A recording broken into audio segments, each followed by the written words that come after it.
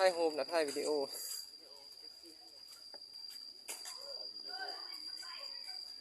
อย่าไปซิกาอยู่ไปเล่าใดทันเด่นเนาะมีเบาแล้วพี่กายก็ไปซื้อที่ทำน้ำที่กายจะปรึกษาเที่ยวแล้วมันขึ้นอยู่เตะขึ้นน้อยเอาไปเยอะคลิปเยอะมันนะ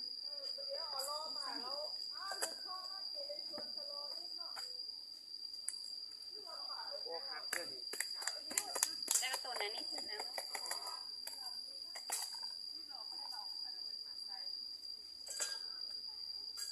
แล้วข้างหลังกันตั้งจับวิดีโอเลย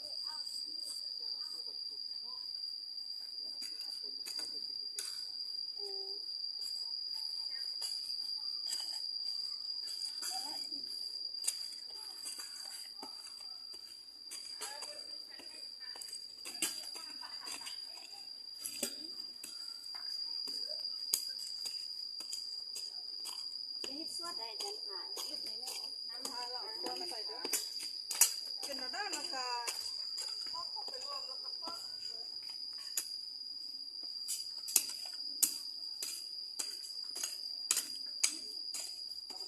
ย่างละต้นไม้นี่เอามาไม้ปล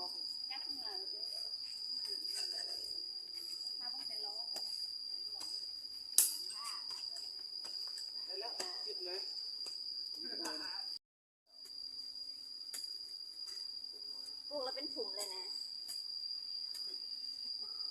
แล้วนี่ปลูกแล้วขึ้นเลยเป็นผุ่มเลย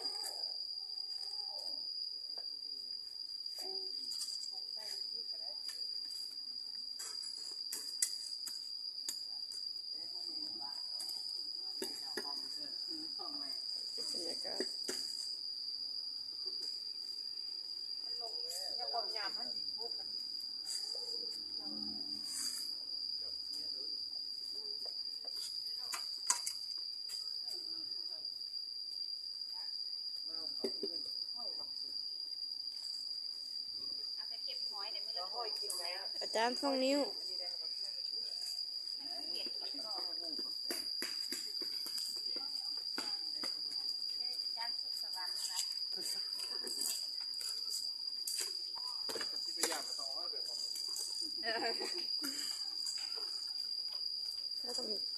เอาหาจะไปหอดอันไถ่ไปที่ซุ้มหูมาที่ซุ้มงู มือนั้นก็บนคิดว่าออกอีกคืองูออกเลยงูแล้วพวกมาเนาะพวกเล็กเขา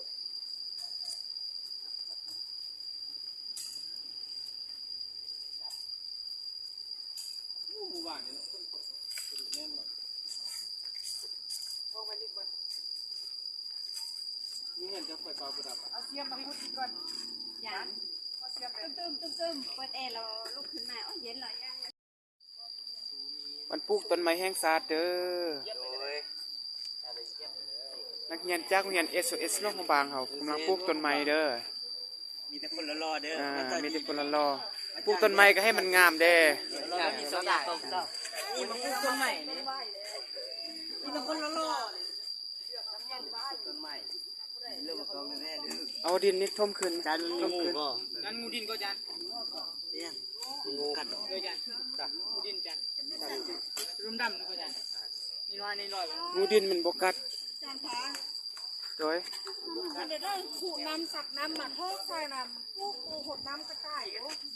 ลงตึมแล้วพวกป้าจะวันไปเอาบัวอยู่อันประตูห้องปฐมไปปูล้างมือแต่ละห้องนะ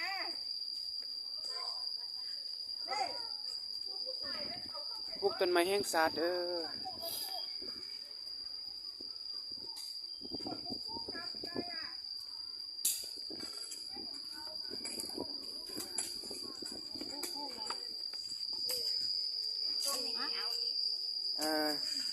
มีนักเรียนแล้วก็มีนายครูเขาปลูกต้นไม้เด้อจุกมีคุณภาพเลยแม่แล้วตัวนี้เนาะไม่ได้อีเดินกับพวกมันอ้าวเอาไปแจมมาใส่ประตูหัวแม่พวกนี้ก็เอาไปรวมหมดเลยโอ้ปนี่ไหน ข้าวเด้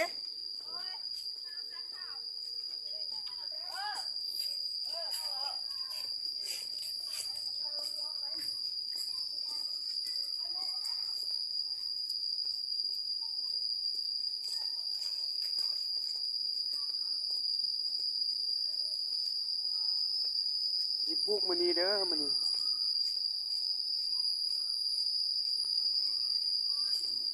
อีก3-4 เดือนเบิ่งว่ามันสิงามส่ำใด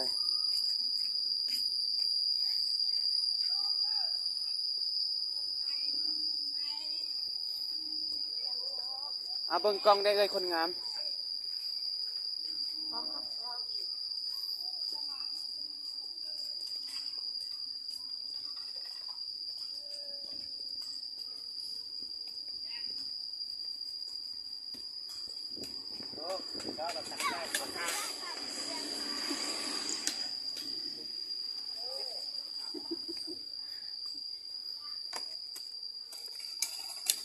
ให้กับเบิ้งแด้สิอยู่จงตรงอยู่ให้ผมว่าไม่ได้พามาจาก ปลูกต้นไม้แห้งสาดเด้อ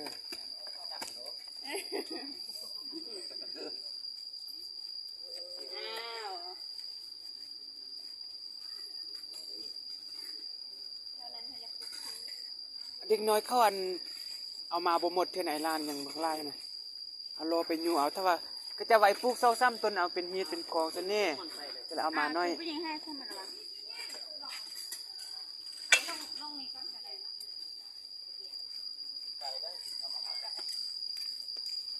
นี่คืออ้นงานกันไปจ้าง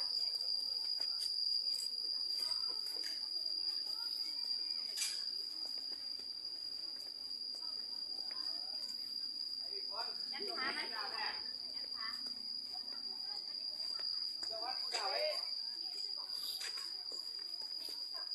ยันดาวไทยเด้อลอง เตือนได้วิดีโอที่นี่นะรูปที่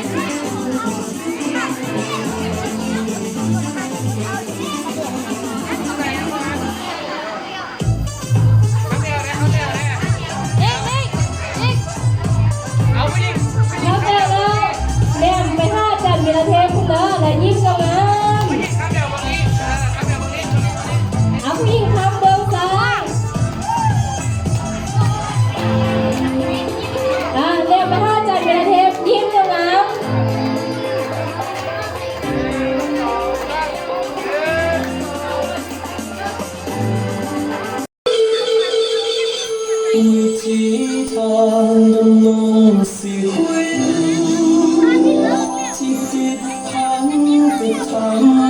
ศาสตร์ด้วยภูมิปัญญาอันแสนสง่าประดิษฐ์คิดค้นขึ้นมาทำมาหา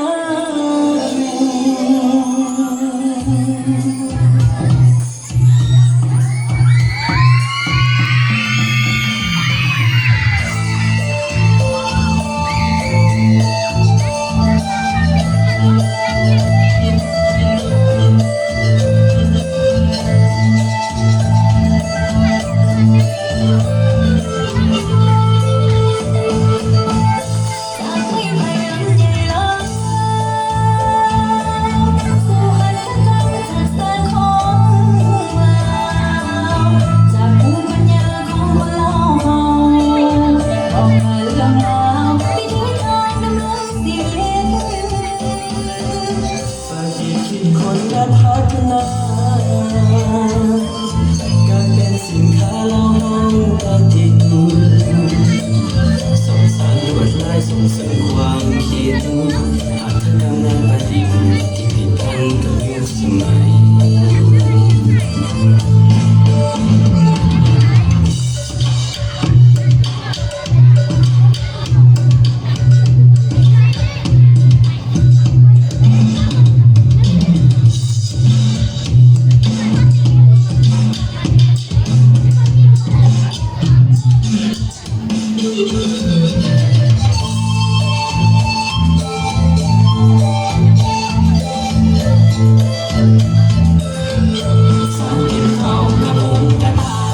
ใส่มาสานน้องสานไฟ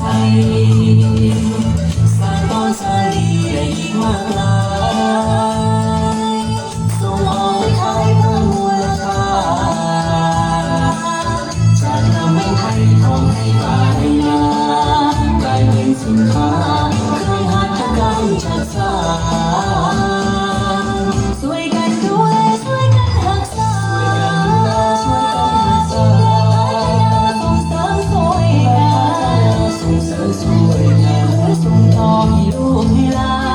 นหัตถกรรมจักสานจะเคียงคู่อยู่สังคมนาน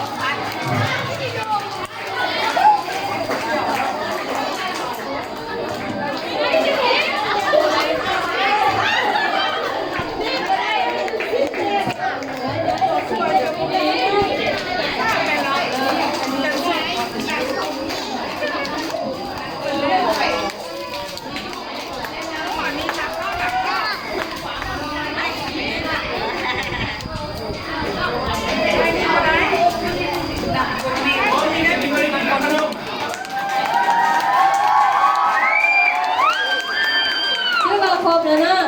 ครบแล้วเชิญครูจันทุกคนเลยเด้อขึ้นมาถ่ายรูปรวมกันเพราะว่า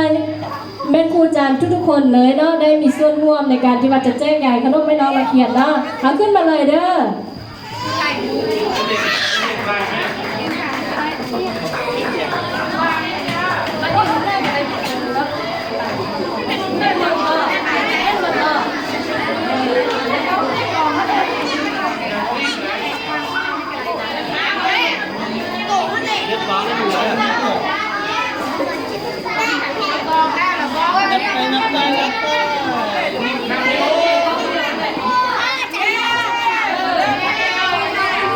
พร้อมแล้วปอ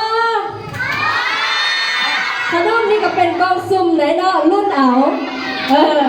ครูประจำห้องซื้อได้มาพวกเราไม่ได้กินเดือนนั้นเลยเนาะแล้วต่อไปให้พวกเราจืนเรียนแถวเป็นระเบียบเป็นห้องประท่องมาครั้งนี้